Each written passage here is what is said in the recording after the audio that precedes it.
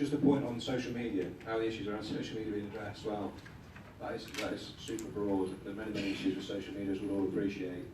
We'll know the challenges of encryption. Young people are incredibly savvy, far more savvy than I around social media and safe forms of chat. Where we can and we see it and we can act on things on there, we do. It is a real challenge.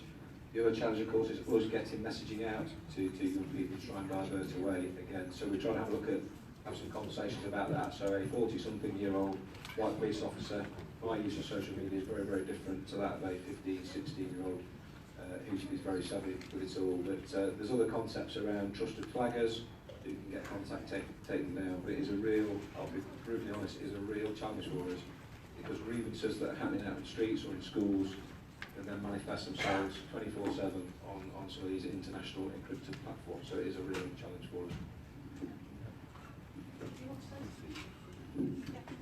Hello. I just wanted to say a couple of things. One is about we've talked quite rightly about the importance of childhood experiences and trauma and the education experiences that young people have.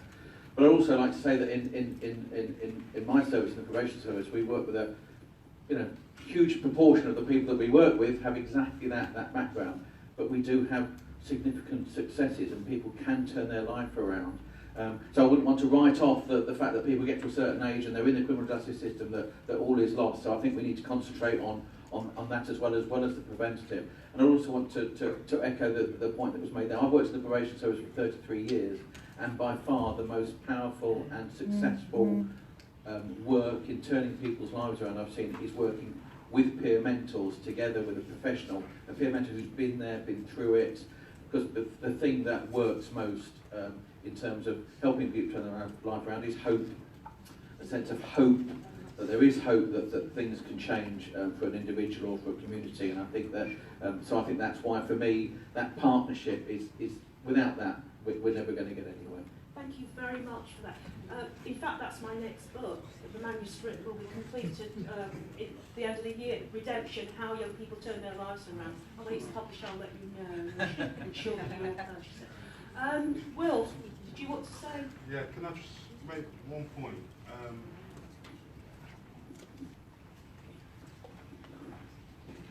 This is just in response to what Bob just said and what Damien's just said. Sorry, I better stand up. Actually, I noticed I've been talking now and stood up once, excuse my manners.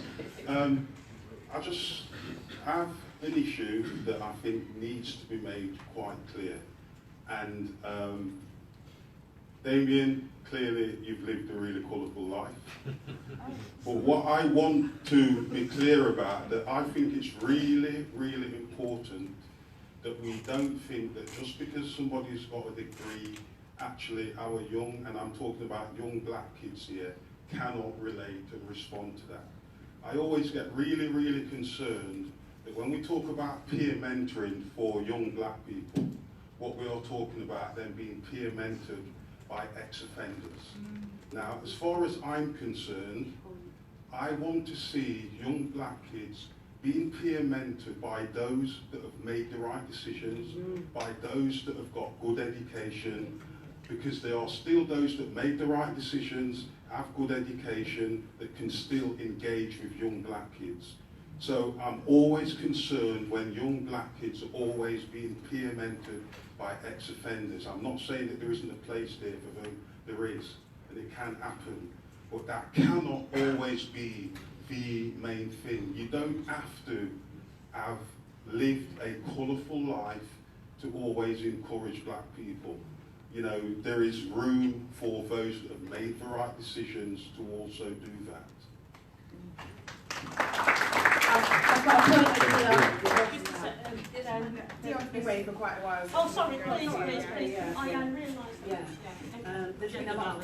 I'm trying to sort of catch my thoughts now. But on the back of that, I had a friend who set up her own company, and it was for black professionals. And you know, it was for black people in careers who would go to primary schools, like you said, and would work with and engage with young children. So you say the police are going in and doing as role models. There are black professional role models as well. So it's a balance of having black professional role models, going to school, working with these children, seeing that they can too, you know, get a career. I have actually done a few career workshops myself, going into schools. I've done so many, and just engaging with young people and say, yes, I've done this is my career path, you can do this too. It's about motivating young people. I've also recently become a school governor for a primary school. And within that primary school, one of the first meetings, I heard a 7-year-old who punched a teacher in the face. They were discussing about temporarily excluding him. I mean, I was shocked. So it does start young. It's not just secondary schools, it starts in primary schools. So we have got a problem. And teachers need to work more with parents and with other organisations. To me, do the teachers in schools know about all the organisations out here? Do they? So this is something that we need to fix, and we need to make this right. Thank you. There's a, please, when you're ready. My name is Sheldon Thomas. I run Gang Design, and just wanted to go back to the point that David entertainment, a young man, and he's not a young man, Not supposed to be telling people that. The point I think he was trying to make was, I don't think he was trying to say people with qualifications shouldn't be mentoring. I think the point he was saying is that we're talking about relationships. Now, when you're talking about relationship, as a former gang member myself, I'm going back a bit, obviously, you know. If a guy came to me who has a degree, okay, it's another world. The world of a gang, there ain't no degrees. The world of a gang is a gun butt or ball. Now, whilst I understand it's important from a black perspective to look at education, I myself went to America because several people tried to shoot me, missed, blew the guy dead off next to me. I went to America, and it was Jesse Jackson that told me to go and get educated. I've got a degree in statistics, marketing, and I've got economics, and I've got accountancy, and I've got business management. I understand the concept. What we have to understand is that whilst what you're talking about does make sense on another level, when we're dealing with gangs who are entrenched, a person coming to him or her with a degree is a completely world they don't recognise. What they do recognise is a person with a degree, like me, who's been about this thing, and there's a story, because relationships are built on a story of a real life person. And if that person who has a degree doesn't have a story that can actually relate to that person,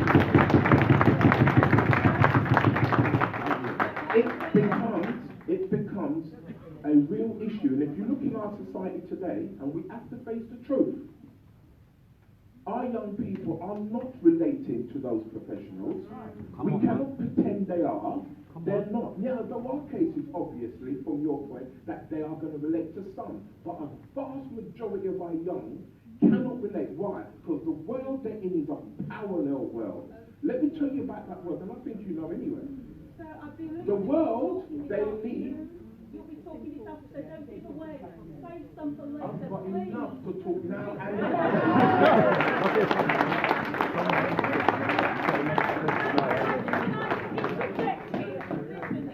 I'm not into this Philistine approach, right? Okay, look, it's not an either or.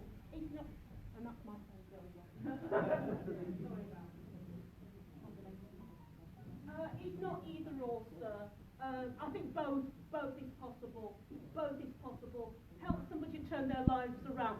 However, the issue for us is this: they should not be in a situation where they get into gangs. So how do we stop that as a choice?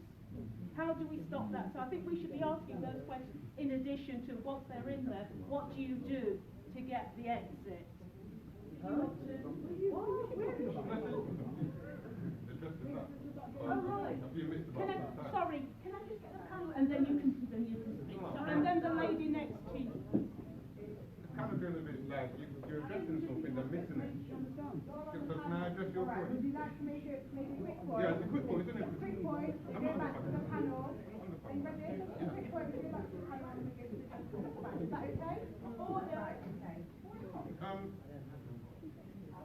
I'm loud enough anyway. I just want to ask you, I don't need this, but I just want to ask you how you can say it's not from one or the other, but we're trying to explain to you that it's relatable.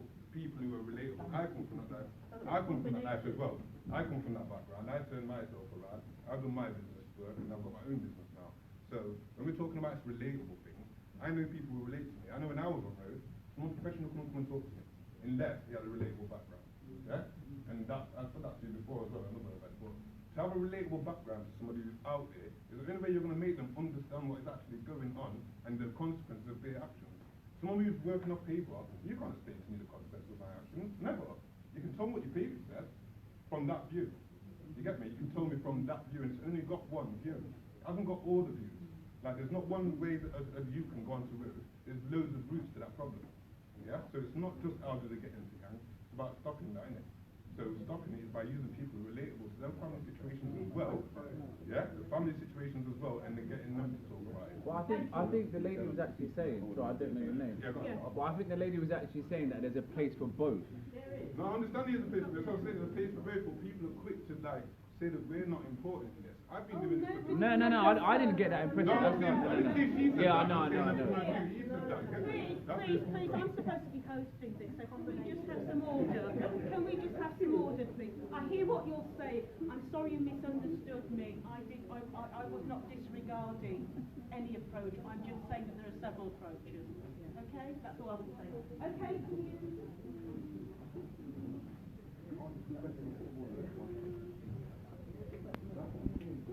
Hear me? Thank you. Coming from Redthread, I mean, we're based within a hospital, but we are a fairly sector organisation. So while I'm sat here on the statutory panel with statutory partners, our ethos and the work that we do actually comes from a point that we're also a fair sector organisation with most of our team actually being based within the community and coming from the communities. One of our biggest issues is the fact that most of the young people, the ones we see into the hospital, they are victims of youth violence. It's 11 to 24-year-olds. The graphics that we see represent the demographics of the city that we live in, really massive. So yes, more than 50% of young people do come from a white-rich background. 30% of the young people we work with tend to be from a North African background, and about under 10% of the major ethnic background as well. It represents the young people we have living here, and the approach that works for us is really trauma-informed. It is being aware about adverse childhood experiences, but it's also taking into account research that most of the negative impacts of an AIDS of adverse childhood experience can actually be alleviated by having at least one positive adult within your lifestyle or with faithful adults. Now, whether that's somebody who has been through that lifestyle before, whether that's somebody who is a teacher, whether that's somebody that's a youth worker, whether it's a parent or a community member, if they've got that one relatable individual, that one person that's going to be there for them, that can have a massive positive impact despite the experiences of people who come through. And I think you're right, there's a huge amount of challenges here in terms of we're trying to make young people lots of different places. We need them at crisis points, we need them at crisis points, but for us to meet them at crisis, that's too far downstream. We're trying to fish people out of the water, and to paraphrase, probably wrongly, on Christian Desmond Tuesday, we should be working a lot further to really what's making people in the first place. And we need to have that where going all the right.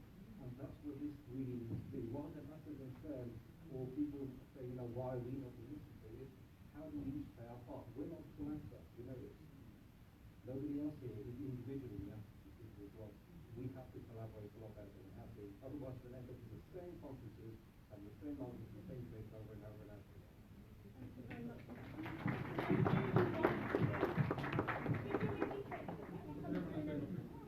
Sorry, I thought you indicated. Sorry. Another woman, please. I realise that a few women. I want to make a gender balance, please, in terms of participants. All right, I'm going to go for Any female wanting to ask a question? I've got Petra here. Hello. Hi. I've got Petra over here, who is a woman. So if everybody would like to direct their attention to Petra, then Petra can ask me a question.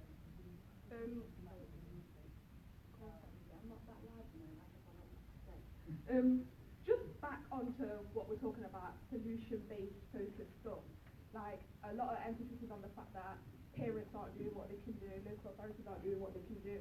I was just looking through the paperwork on the table, I don't know if anybody else has looked through it, and I've seen this thing saying, talk the things.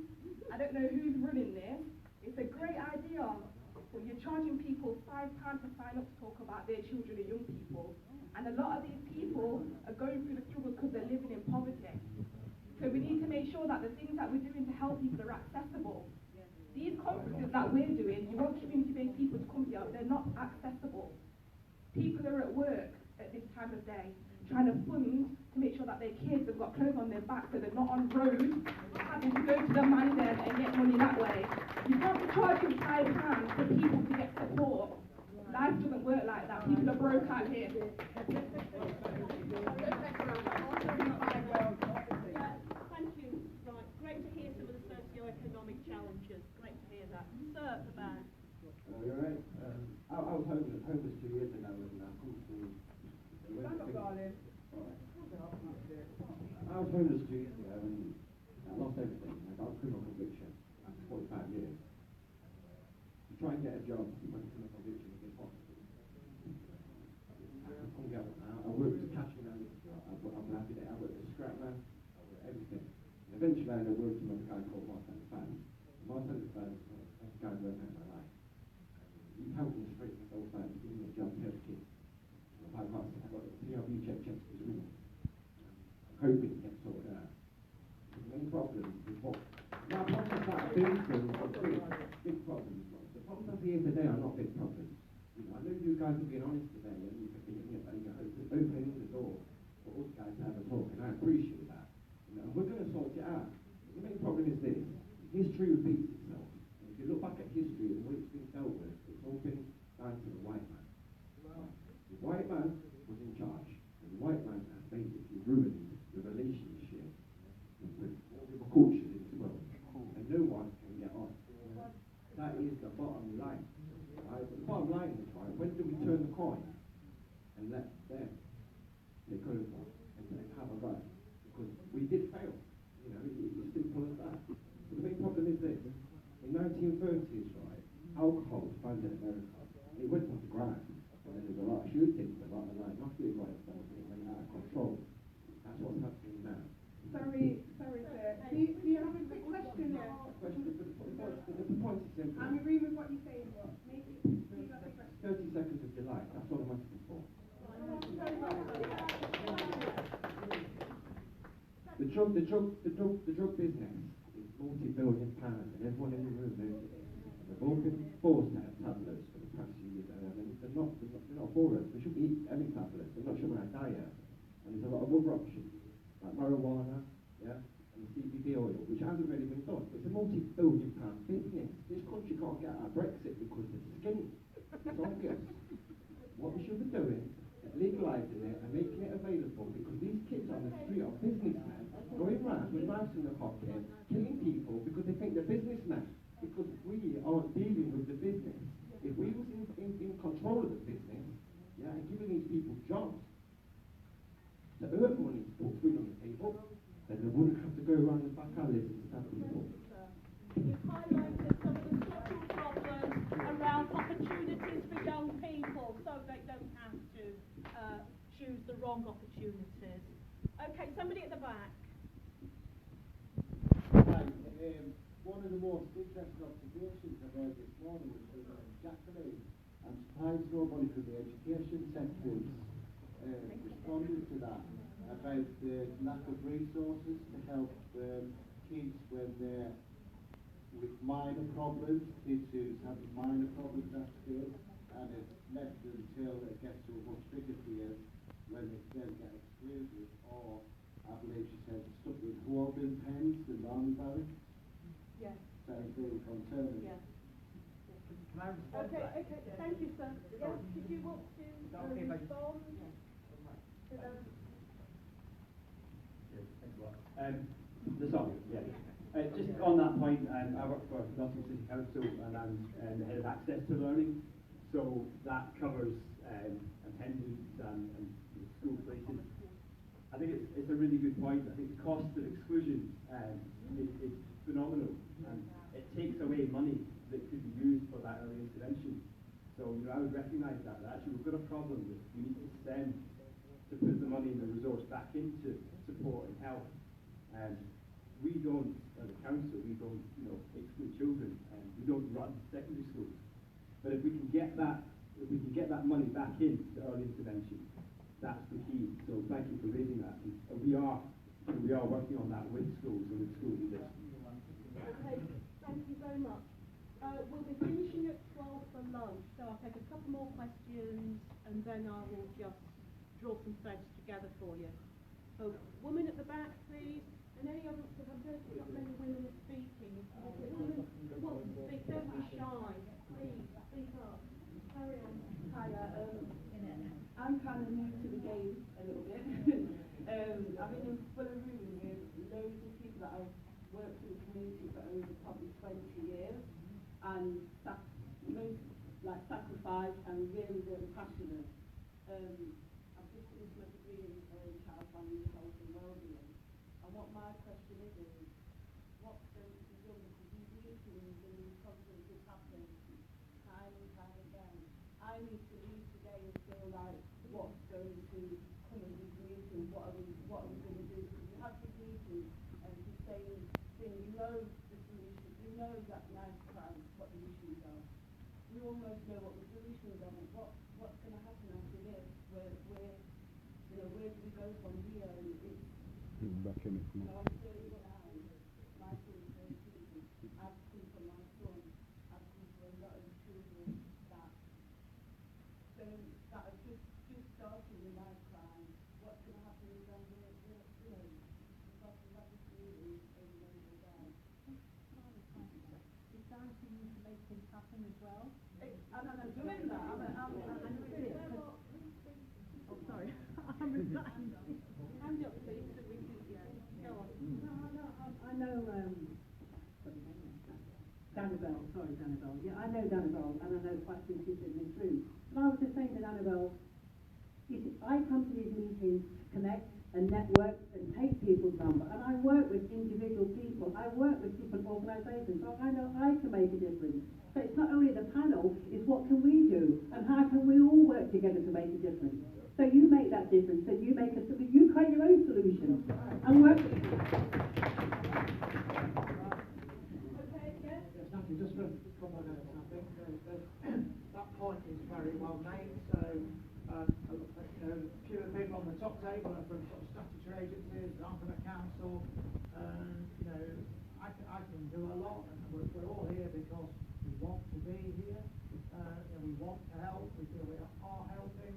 But there's lots of energy in this room.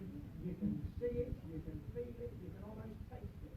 And the point that lady just made about, many of you, because I can see faces that I know that are doing really good things.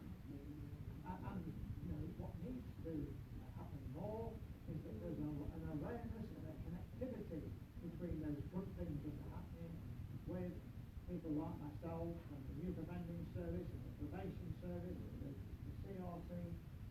But I absolutely think that the lady's point about we can all be agents to do something different is what we should all focus on too. Because there's lots of energy here, and actually if you look at where the volume of energy is, there's a lot of it out there. And I know, looking at the faces that you are doing, very innovative and inspiring and successful things. And we need to keep doing it. Okay, we'll just have a final response here and then we'll finish from Thank you. I just thought it would be good to end on a practical note. I've got some colleagues, and I don't think any of them are in the room at the moment, but they're training members of the community in something called community organising. It's a way in which community members, not professionals, can mobilise the people around them to make a difference in their community. If I'm honest, I don't know loads about it, but whenever I hear about it, it sounds really great, and I'm going to go on the training myself so that I understand it a bit better. But it's an open offer in this room today that if there are people here that would like to maybe understand better how they can use their voice in their community to start taking emotion and turning it into action. And it's not a suggestion that people aren't doing that. My understanding is that community organising training helps people kind of turn emotion, turn thoughts, turn ideas into action. And that's the whole point of the training. I don't think any of my colleagues in that department are here today, and so if anyone wants to write their email address down, I'm sitting on this front table, you can pass it to me. I'm going to pass them on to that team, and they will add you to the mailing list, which will then invite you on training, if that's something you're interested in. Thank you very Thank you. I think we can all agree that it's been quite an interesting first half. I hope you found it very useful. I'm encouraged by the fact that we have all agreed to put the young people at the centre of our thinking. Not to demonise young people, however, to also look at the problems that the adult world has created for our young people in terms of starving them from resources, opportunities and so forth. So, can we thank our panellists, please, for their very, very good presentation.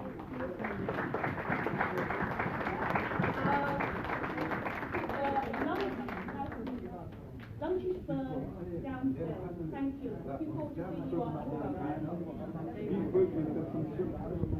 Before you all go, just very quick before you all go, I just want to encourage you to please come back promptly after lunch.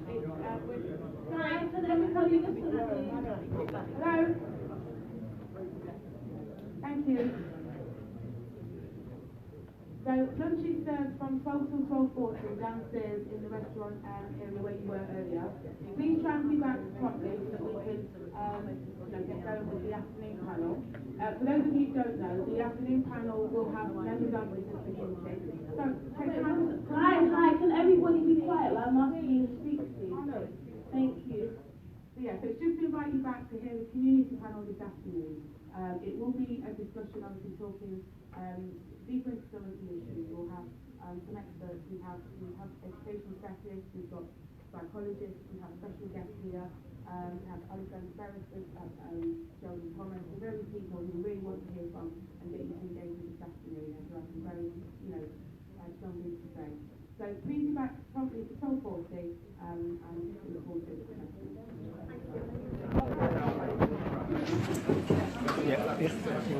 Perfect, thank you so much.